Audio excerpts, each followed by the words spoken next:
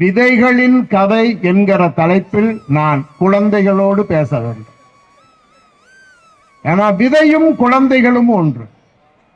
ஆக இருக்கும் குழந்தைகள் மிக கவனமாக என் உரையை கேட்டால் அவர்கள்தான் நமக்கு எதிர்கால விதைகள்.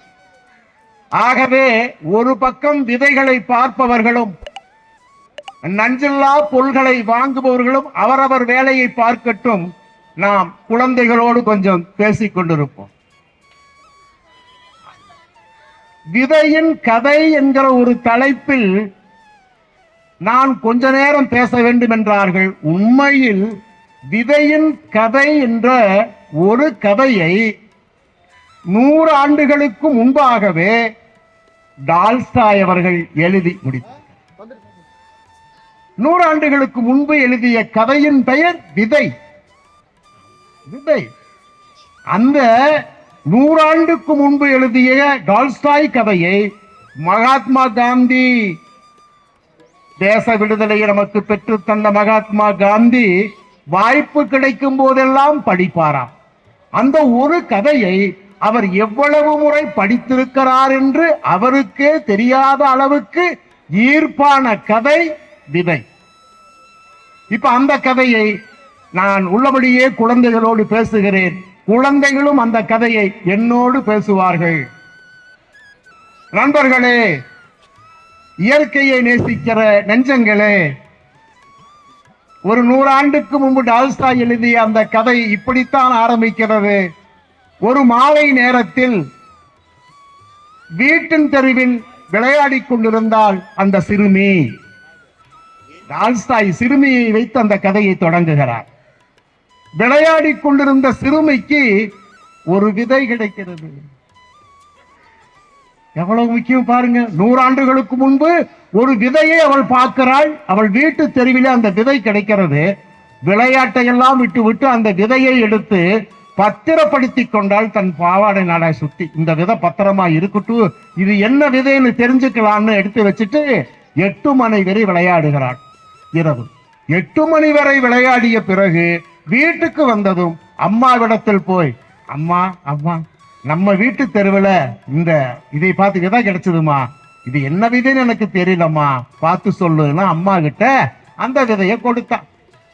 அம்மா என்ன பண்ணா, அந்த விதையை வாங்கி தன்னுடைய உள்ளங்கையில வச்சு சும்மா உருட்டி உருட்டி உருட்டி பார்த்துட்டு சொன்னாங்க தெரியல. குழந்தைகள் எல்லாம் அந்த டால்ஸ்டாயின் கதையை படித்தவர்கள் இல்லை, டால்ஸ்டாயின் கதையை கேட்டவர்களும் இங்கில்லை. ஆனால் குழந்தைகள் எப்படி கதையை நம்மோடு சொல்லுகிறார்கள் என்று பெரியவர்களும் சேர்ந்து கவனிக்க வேண்டிய தருணம் இந்த தருணம். அம்மாவுக்கு என்ன விதைன்னு தெரியல. அப்ப சிறுமி சொன்னா, போமா, உனக்கு ஒண்ணுமே தெரியாது. நான் சித்தி கிட்ட கேட்கிறேன், பெரியம்மா கிட்ட கேட்கிறேன், அப்பத்தா கிட்ட கேட்கிறேன், அம்தா கிட்ட கேட்கிறேன், அப்பச்சி கிட்ட கேட்கிறேன், அப்பாரு கிட்ட கேட்கிறேன்னு 2 மணி நேரம் ஒரு சிறுமி ஓடி போய் அருகாமையில் எல்லோரிடத்திலும் அந்த விதையை பற்றி கேட்கிறான். எல்லோரும் அந்த விதையை வாங்கி தன்னுடைய உள்ளங்கையில் வைத்து சும்மா உருட்டி உருட்டி உருட்டி பார்த்துட்டு சொன்னாங்க சொன்னாங்க சொன்னாங்க என்ன விதை என்று தெரியவில்லை. ஆனால் பிரியாவை எங்கு கேட்டால் எல்லா விதையும் சந்திரமுகியை போல் ஓடி ஓடி எல்லா விதையும் சொல்வார். ஆனால் அன்றைக்கு தெரியும், அன்னைக்கு யாருக்குமே தெரியல. பாத்தீங்க, 100 ஆண்டுகளுக்கு முன்பு காந்தி இந்த கதையை ரொம்ப கவனமாக படிக்கிறார். காந்தி எல்லாம் இன்றைக்கு இருந்திருந்தால் சுந்தரை போன்றவர்களை எல்லாம் பார்த்து பெருமகிழ்ச்சி அடைந்திருப்பார். நம்ம பசங்க இன்னைக்கு அவ்வளவு நன்றாக தன்னுடைய மரபு சார்ந்த விதைகளை தேடி கொண்டு வந்து காட்சிக்கு வைத்திருக்கிறார்கள். அன்றைக்கு யாருக்கும் தெரியல. சிறுமி சொன்னா தூங்கும் போது, இங்க உங்க யாருக்கும் தெரியல, நாளை காலை பள்ளிக்கூடம் போக போகிறேன், நாளை காலை பள்ளிக்கூடம் போக போகிறேன், அங்கே டீச்சர் இருக்கிறார், நான் டீச்சரிடத்திலே இந்த விதையை கொடுத்து இது என்ன விதை என்று தெரிந்து கொள்வேன் என்றார். சரின்னு படுத்துட்டான். அந்த விதையை இப்படி கையில் வச்சுட்டே படுத்து தூங்குறா. இரவு அப்படி ஒரு காடு வரை, ஒரு செடி வரும், பூக்கள் பூக்கிறது, பட்டாம்பூச்சிகள் வட்டமிடுகிறது. ஒரு விதை ஒரு காட்டையே உயிர்ப்பிக்கிற ஆற்றலோடு அவள் உள்ளங்கையில் உறங்கிக் கொண்டிருக்கிறாள். காலை எந்திரிச்சு நேர டீச்சர் கிட்ட தான் போனா 9 மணிக்கு. டீச்சர்னா டீச்சர் ஏன் அப்படின்னு, டீச்சர் நேற்று சாயங்காலம் நான் விளையாடிட்டு இருக்கும் போது என்னுடைய வீட்டு தெருவில் இந்த விதை கிடைச்சது டீச்சர். இது என்ன விதைன்னு தெரியல டீச்சர், எங்க வீட்டில் இருக்கிற யாருக்கும் நீங்க பார்த்து சொல்லுங்க டீச்சர். உடனே டீச்சர் அந்த விதையை வாங்கி தன்னுடைய உள்ளங்கையில் வைத்து சும்மா உருட்டி உருட்டி உருட்டி பார்த்துட்டு சொன்னாங்க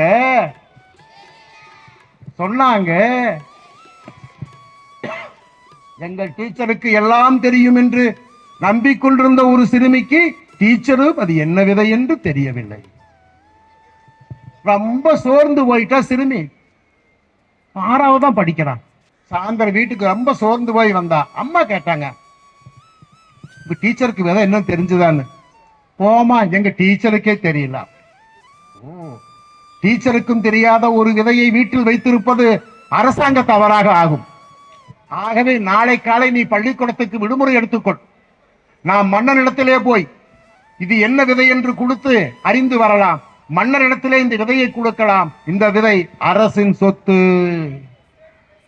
நீங்க தெளிவா புரிஞ்சுக்கங்க. விதைகள் என்பவை அரசின் சொத்து. அதை பாதுகாக்க வேண்டிய களஞ்சியம் அரசுக்கு இருக்குது.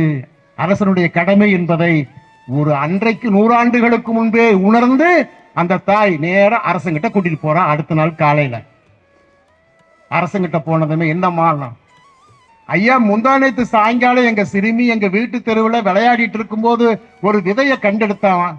அது என்ன விதைன்னு எங்க யாருக்கும் தெரியல, பள்ளிக்கூட டீச்சருக்கே தெரியல. அதனால இது என்ன விதைன்னு பார்த்து சொல்லுங்க மன்னான்னு கையில கொடுத்துட்டா விதைய. மன்னன் அந்த விதையை அவளோடு வாங்கி தன்னுடைய உள்ளங்கையில் வைத்து சும்மா உருட்டி உருட்டி பார்த்துட்டு சொன்னாரு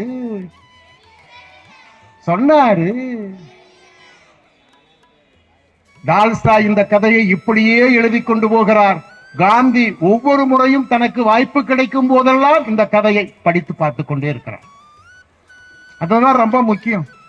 டால்ஸ்டாய் எழுதிய ஒரு கதையை, மகாத்மா காந்தி பலமுறை வாசித்த ஒரு கதையை நாம் விதை சேகரிப்பு நாளில் பேசிக் கொண்டிருக்கிறோம். வேலூரில் என்பது ஒரு 100 ஆண்டு தொடர்ச்சியின் ஒரே ஒரு ஒற்ற புள்ளி என்பதை நீங்கள் மனசில் வைத்து, இப்போது நம்மோடு டால்ஸ்டாய் இருக்கிறார், காந்தியும் இருக்கிறார், நம்மாழ்வாரும் இருக்கிறார்.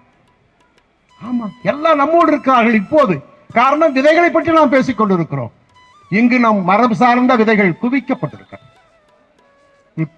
மன்னனுக்கு தெரியலையா? மன்னன் அப்படியே மந்திரி சபையை பார்த்தாரு. மந்திரி கொஞ்சம் முந்தி எந்திரிச்சு, மன்னா இதெல்லாம் நம்மை போன்றவர்களுக்கு தெரியாது. இந்த ஊரில் யார் வயதானவர்கள் இருக்கிறார்களோ அவர்களை கேட்டால் தெரியும் என்று நல்ல யோசனையை மந்திரி சொன்னார். அவரெல்லாம் மதிநுட்ப மந்திரிகள் அன்னைக்கு. மன்ன, ஆமாம் நீ சொன்னது சரிதான் மந்திரி அப்படின்னு 4 பேர்த்த பார்த்தார். 4 பேர் குடுக்குடுன்னு ஓடி போய் அந்த ஊர்ல இருக்கிற ஒரு பெரியவர் தூக்கிட்டு வந்து அரசபையில போட்டாச்சு. போட்டதுமே அவரு கண்ணெல்லாம் தொடச்சுட்டு காப்பி தண்ணி கொஞ்சம் கொடுத்து அப்படி உட்கார வச்செல்லாம் பேசி நலம் விசாரிச்சுட்டு, ஐயா ஏதோ முந்தா நேத்து நம்ம ஊர் சிறுமிதாவா சாயந்தரம் அவருடைய வீட்டு தெருவில் விளையாடிட்டு இருக்கும்போது ஒரு விதை கிடைச்சதாமா, அது என்ன விதைன்னு இங்க இருக்கிற யாருக்கு தெரியலையே, நீங்க பார்த்து சொல்லுங்கன்னு கையில. அப்படியே அந்த பெரியவர் கொஞ்சம் கை நடுங்க வாங்கி உள்ளங்கையில வச்சு சும்மா உருட்டி உருட்டி உருட்டி பார்த்துட்டு சொன்னாரு. பெரியவருக்கு தெரியல. மன்னன் சொன்னா, சே உங்களுக்கே தெரியலீங்களா, இனி யாருக்கு தெரிய போகுதுன்னாரு. வந்தவர் பெரிய சொல்றாரு, எங்க அப்பா கிட்ட கேட்டு பாருங்க. ஓ, உங்க அப்பா இருக்கிறாயா? இதை முதல்ல சொல்றது இல்லையா? இவரு கொண்டு வீட்டுல விட்டு அவங்க அப்பாவை தூக்கிட்டு வாங்க. அவங்க அப்பாவை தூக்கிட்டு வந்து உட்கார வச்சு காப்பி தண்ணி குடிச்சு கண்ணெல்லாம் தொடச்சிட்டு கண்ணாலையில எடுத்து நல்லா மாட்டி விட்டு, ஐயா நம்ம சிறுமியுடைய இந்த விதையன் கதையை பூரா மண்ணை அடுக்கடுக்கா சொல்லி அவரு கையில இந்த விதையை கொடுத்தது அவரு வாங்கி தன்னுடைய உள்ளங்கையில வச்சு சும்மா உருட்டி உருட்டி உருட்டி பார்த்துட்டு சொன்னாரு, உண்மையிலே கதை இப்படித்தான் போய் கொண்டிருக்கிறது. குழந்தைகளோடு நாமும் கதையை படித்துக் கொண்டிருக்கிறோம். நாம் கதையை கேட்டுக் கொண்டிருக்கவில்லை, கதையை படித்துக் கொண்டிருக்கிறோம். காந்தியும் இந்த கதையை படித்துக் கொண்டிருக்கிறார். இந்த கதையை படித்துத்தான் நம்மாழ்வார் கூட விதைகளே பேராயுதம். சும்மா ஒரு பேர் வந்துருமா, எங்காவது இருந்து வருமா? முளைக்கும், முளைக்கும். விதை போல் முளைத்த பெயர் அது, விதைகளே பேராயுதம். இப்ப பெரியவருக்கு தெரியலையேங்கிற வருத்தம் எனக்கே இருக்குது. மன்னனுக்கு அதிகமாகி போச்சு. மன்னன் சொன்னாரு, சே உங்களுக்கே தெரியாட்டீங்க, இனி யாருக்குமே தெரியாதுங்க. அந்த வருஷம் ஏங்க அப்படி சொல்றீங்க மன்னா, எங்க அப்பனை கேட்டு பாருங்க. உங்க அப்பா இருக்காரா? அப்படின்னு இருக்காரு. வயசு 103 நடப்புனாரு. அவர் நடக்கிறாரா? அவருக்கு என்னங்க நடக்கிறாருங்க. 103 வயதில் நம்ம ஊரில் ஒரு பெரியவர் ஆரோக்கியத்தோடு இருக்கிறார், நடந்து கொண்டிருக்கிறார், நோய் இல்லை என்றால் அப்பேற்பட்ட பெரியவரை அரசவைக்கு கூட்டி வாருங்கள், அதுவே பெருமை என்றார் மன்னன். அவரு ஒரு ஊன்றுகோலோடு, யாராவது கைய புடிச்சிட்டா நமக்கு வயசாகி போச்சுன்னு நினைச்சுக்குவாங்கன்னு ஒரு ஊன்றுகோலோடு மிக கம்பீரமாய் நடந்து வந்து சபையிலே உட்காருகிறார். அதனால்தான் காந்தி அந்த கதையை அவ்வளவு முறை படிக்கிறார். உட்கார்ந்ததும் எல்லா கதையும் மன்னன் சொல்லிவிட்டு இந்த விதையை தூக்கி பெரியவர் கையில் தருகிறார். பெரியவர் அந்த விதையை வாங்கி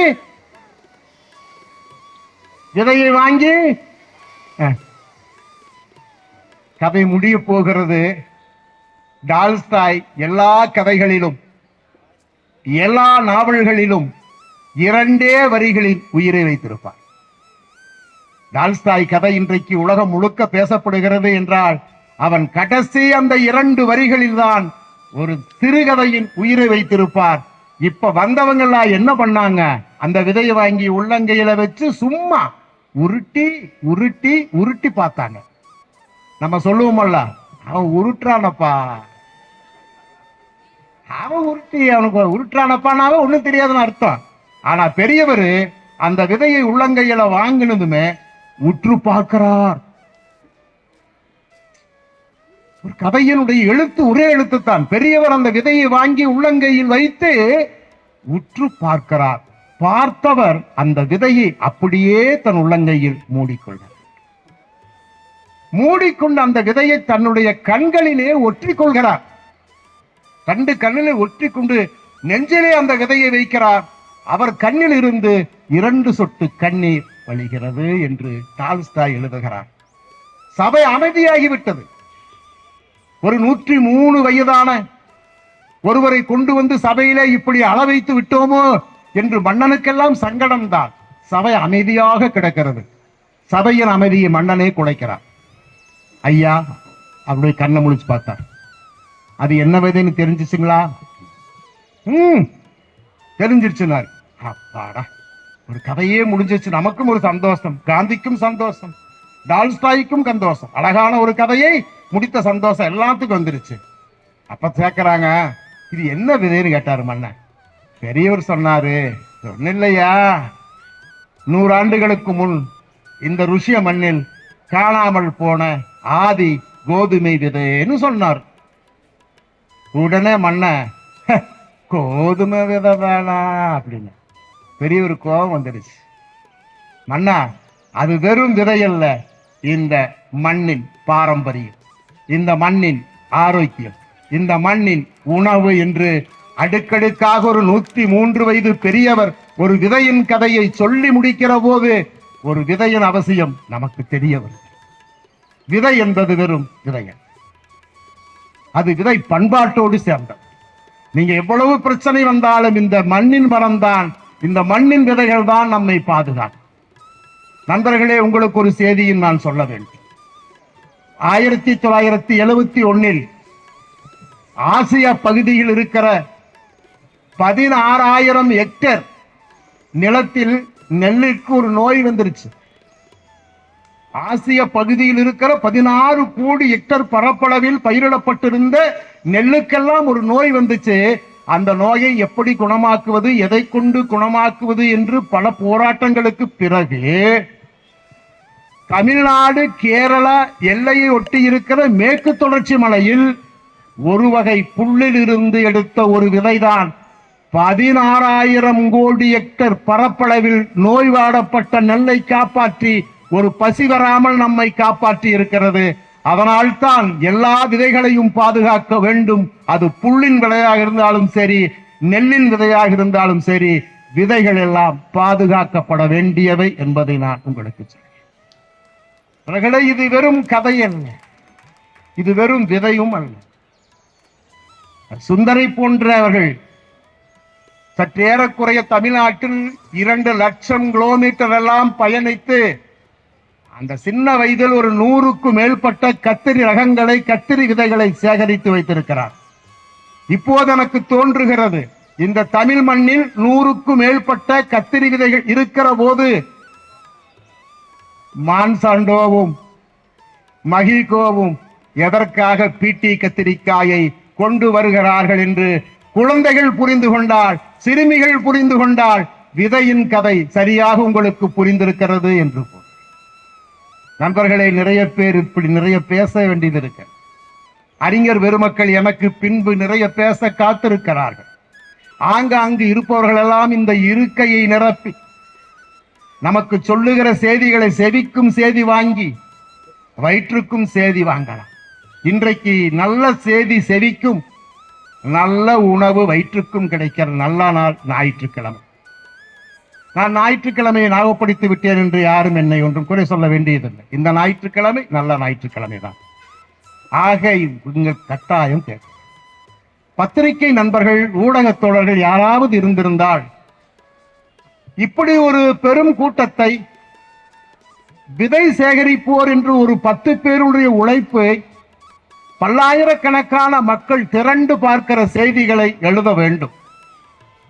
நாங்கள் இந்த கூட்டத்தின் சார்பாக, குறிப்பாக தமிழ்நாடு விதை சேகரிப்போர் பாதுகாப்போர் கூட்டமைப்பின் சார்பாகவே சொல்ல விரும்புகிறேன். தமிழக அரசு குறிப்பாக காலநிலை மாற்றத்துறை என்ற ஒரு துறையை வைத்துக் கொண்டு சுற்றுச்சூழலை காக்க வேண்டிய அவசியத்தை குழந்தைகளுக்கு வலியுறுத்துகிற இந்த அரசு 38 மாவட்டங்களிலும் புத்தக கண்காட்சியை நடத்தி வாசிப்பு பழக்கத்தை பரவலாக்குகிற அரசு விதை திருவிழாவை 38 மாவட்டங்களிலும் நடத்தி பல்லாயிரக்கணக்கான மக்கள் பார்வைக்கு வைக்க வேண்டும். ஒரு 10 பேருடைய உழைப்பை ஒரு காலத்தில் சலிப்படைந்து போய்விடக் கூடாது. அந்த 10 பேர் இந்த மண்ணில் கிடைத்த அந்த சிறுமிகள். நான் பார்க்கிறேன், டால்ஸ்டாய் எழுதிய சிறுமியின் சாயலோடு இங்கே விதை சேகரிப்போர் முகங்கள் இருக்கிறது. ஆக நாம் சிறுமிகள் நமக்கு 100 ஆண்டுகளுக்கு முன் இந்த மண்ணில் துளைந்து போன எல்லா விதைகளையும் தேடி வந்து தந்திருக்கிறார்கள். இன்றைக்கு அப்படித்தான் கிழங்குகள் வைக்கப்பட்டது. நான் எல்லாம் கிழங்கை பார்த்து அசந்து போனேன். குறிப்பாக கொரோனா காலத்தில் எனக்கு தெரிந்த மலைவாழ் மக்கள் 2 ஆண்டுகள் என்ன செய்தார்கள் என்றே தெரியவில்லை. சாப்பாட்டுக்கு அவர்களுக்கு கிடைக்கிற அந்த கடை, ரேஷன் கடையெல்லாம் மூடிவிட்டார்கள். என்ன போட்டாங்க, என்ன சாப்பிட்டாங்கன்னே தெரியல. 2 வருஷம் கழிச்சு பார்த்த அவங்க சொன்னாங்க, நீங்கெல்லாம் சாப்பாட்டை மேலே தேடுகிறீர்கள், நாங்கள் மண்ணின் அடியில் தேடுகிறோம் என்றார். காரணம், இயற்கை எங்களை மண்ணில் வாழுகிற, குறிப்பாக மலை சார்ந்து வாழுகிற பழங்குடிகளை இயற்கை பட்டினி போடாது. ஒன்று சாப்பாடு மேலே வைக்கும், மேலே இல்லை என்றால் கீழே வைக்கும். மண்ணடியில் இருக்கிற கிழங்குகளை தோண்டி தின்று ஆரோக்கியமாக 2 வருஷம் பெருந்தொற்று பாதிக்காமல் நலமோடு வாழுகிறோம் என்றார்கள். அப்படியான கிழங்கு வகைகளை இங்கே தோண்டி தோண்டி பார்வைக்கு வைத்திருக்கிறார். இவையெல்லாம் நம் எதிர்கால வாழ்க்கைக்கும் உணவு தேவைக்குமான. இனி வருகிற வெப்பம் வேலூர் எல்லாம் வெயிலூர் அல்ல. இப்போதெல்லாம் ஈரோட்டில் கூடுதல் வெப்பம் வந்து இந்த ஆண்டு கூடுதல் வெப்பம் வரும் என சொல்லுகிறார்கள். இனி பெரும் வெப்பம் அடித்தால் ஒற்றை உணவு நமக்கு கிடைக்காது. வடக்கே கோதுமையும் தெற்கே நெல்லும் பெரிய அளவுக்கு விளையாது. இந்த மண் சார்ந்த ஒவ்வொரு விதையும் தான் முளைக்கும். அதற்குத்தான் காலநிலை மாற்றத்தை எதிர்கொண்டு வாழுகிற ஆற்றல் இருக்கிறது. ஆக மரபு சார்ந்த மண் சார்ந்த விதைகளை நாம் சேகரித்து வைப்போம். எதிர்காலத்தின் விதைகளே பேராயுதம் என்ற முழக்கத்தை நாம் இந்த மண்ணில் நிறுவோம். நன்றி, வணக்கம்.